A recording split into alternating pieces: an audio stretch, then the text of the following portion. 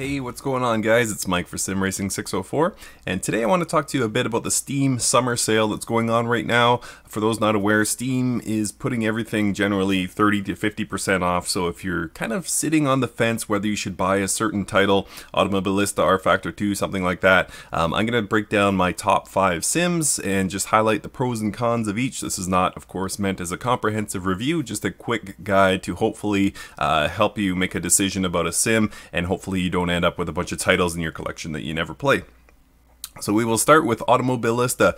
In the pros category, absolutely, the physics and force feedback. This is a wonderful, wonderful driving sim. It feels phenomenal to drive, specifically the F1 cars. The base content does include F1 cars from a number of different eras, basically one per decade over the past 50 years or so, and they're incredible cars, and I think you'll really like them.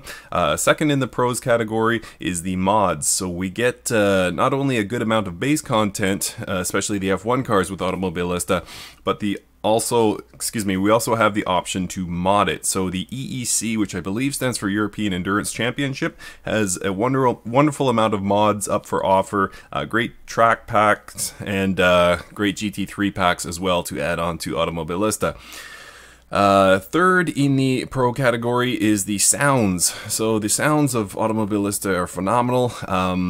You know, you could debate all day about where it fits in with RaceRoom, but typically what you hear is that the engine sounds are a little bit better in Automobilista and the environment sounds are a little bit better in RaceRoom, but either way, both have phenomenal sounds, and I think you would really get a lot out of that if sounds is something you look for in a racing sim.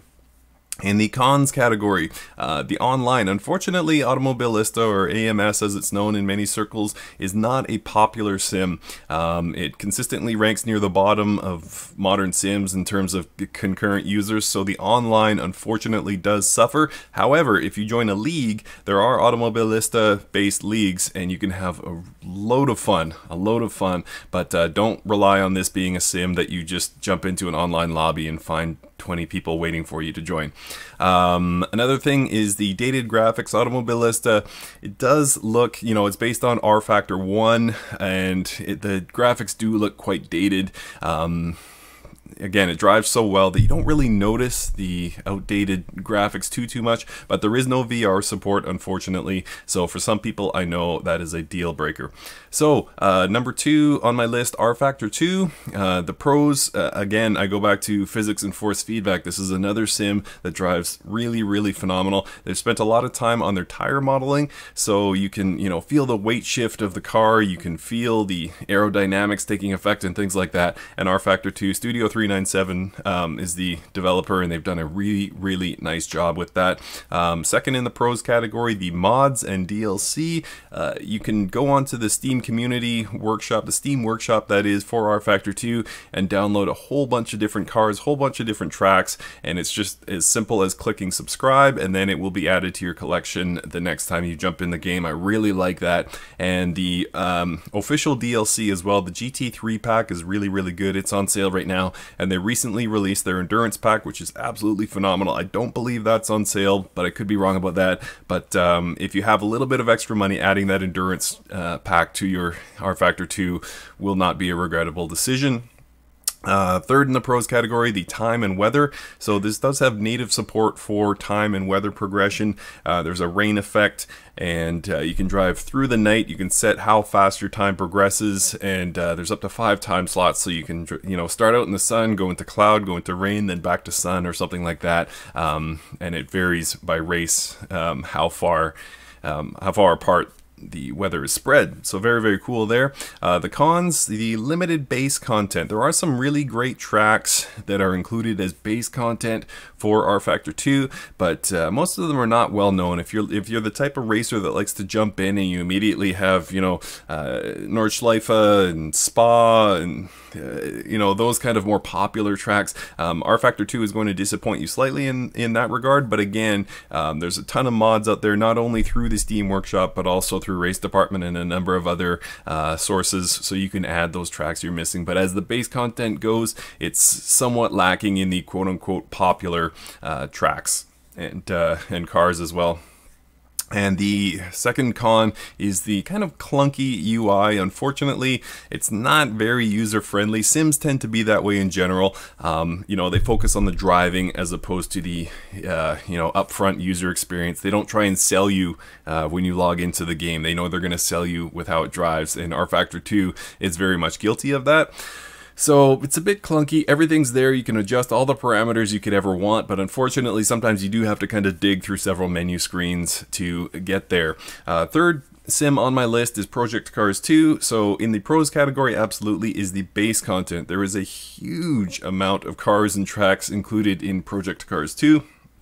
And, you know, whatever you're liking, you will probably find a track for it. Whatever you're liking, you'll probably find a car or category for it. And that's all included as base content. They are shifting more now towards the DLC, but even if you don't buy any DLC, the base content should be enough to keep you busy for some time. Second in the pros category is the graphics. The graphics look really, really great. It is a beautiful looking sim. Mind you, it taxes your video card quite hard, but if you combine even low settings of the graphics with VR, it's a very immersive visual experience. And the third in the pros category is maybe something that might surprise you a bit to hear me say, is the Rallycross. The Rallycross is something they included as part of the base content, so you have rally tracks and Rallycross cars. And most people don't talk about it too much, but it is a nice little bonus game. If you're familiar with The Witcher 3, if you play Gwent at all, you know how much bonus games can mean. And that's kind of what Rallycross is. That's how I look at it in Project Cars 2. Sure, it's based on, you know, track driving, but to get off the track and go into dirt and start doing Rallycross is a fun little, you know, excursion away from Project Cars 2 when you maybe get tired of running the same tracks or cars. So Rallycross is definitely in my pros category. The cons, there's very limited mod support. There are a few mods starting to pop up for Project Cars 2, but generally you need a third-party software to install them, so it's a bit hit and miss. I prefer to stick to the base content. So mods is in my con category, and couldn't talk about cons without talking about the online trolls. You just simply need to look up Project Cars 2 online and you will find videos of the worst trolling in driving you've ever seen. Guys just go out there just to spear you off the track. It's unfortunate, but that's the way it is. But again, much like AMS, there are leagues you can join and avoid that altogether.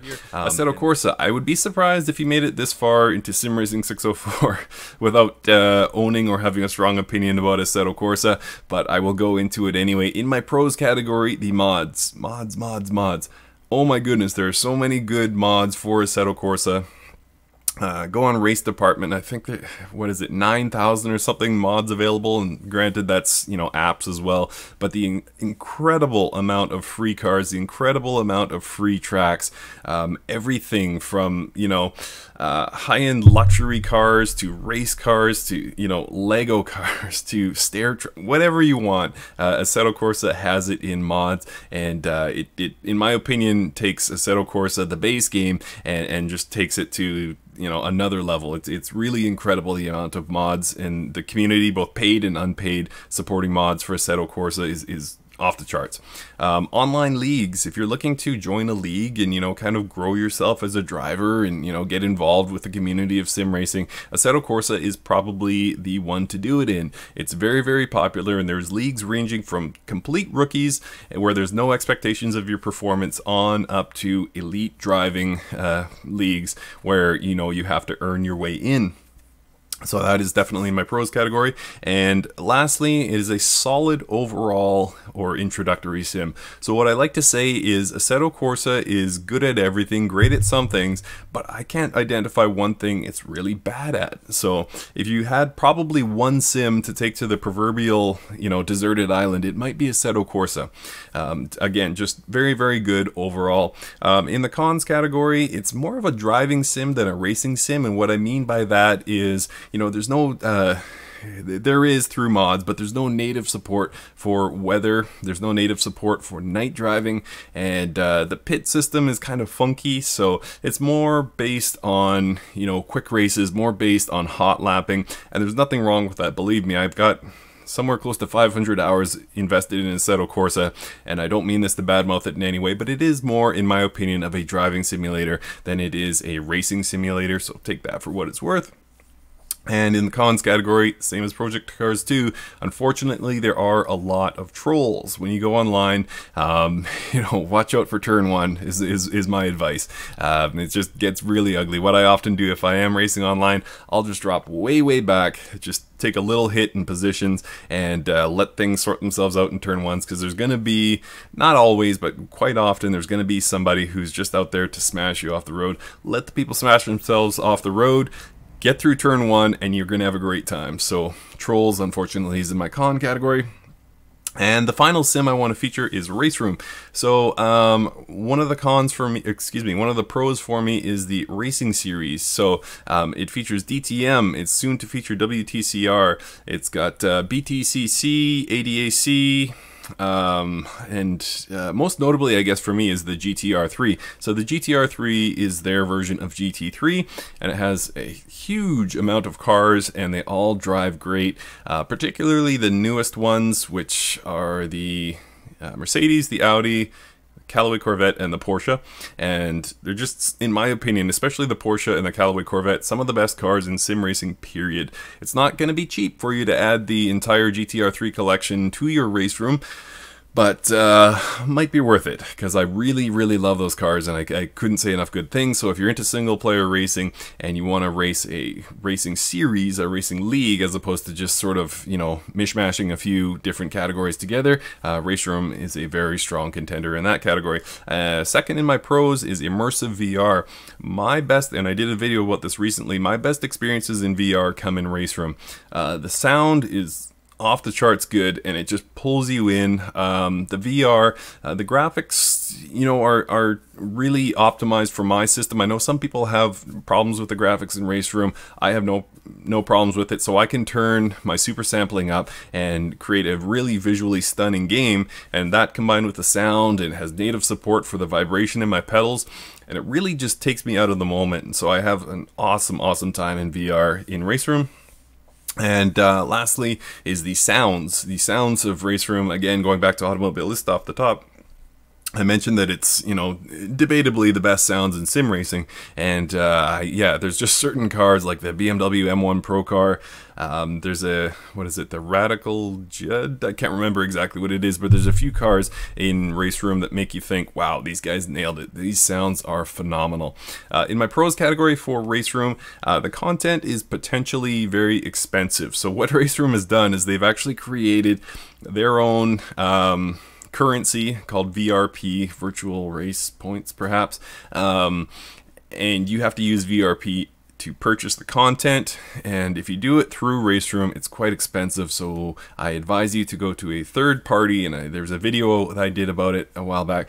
Purchase your VRP, then flip your VRP into RaceRoom and buy your content that way. But anyway, it's kind of a mess in my opinion. I don't really endorse that model. Of all the good things I say about RaceRoom, I've never liked their pricing model for their content. So I put that in the con category, unfortunately, but there are ways around it, again, if you buy your VRP from a third party. And lastly, rounding out the video, there are no mod support, or there is minimal mod support, I should say, for RaceRoom. It's all official content, and again, that official content can be expensive. The mods are generally, heads-up display items and things like that. There's no cars that I'm aware of, or tracks that I'm aware of, that you can boot into RaceRoom, unfortunately, so you're stuck buying the official content. All the official content is really good, especially the more recent items, but again, you're stuck, much like iRacing, you're stuck buying the official content. You can't just add on free mods.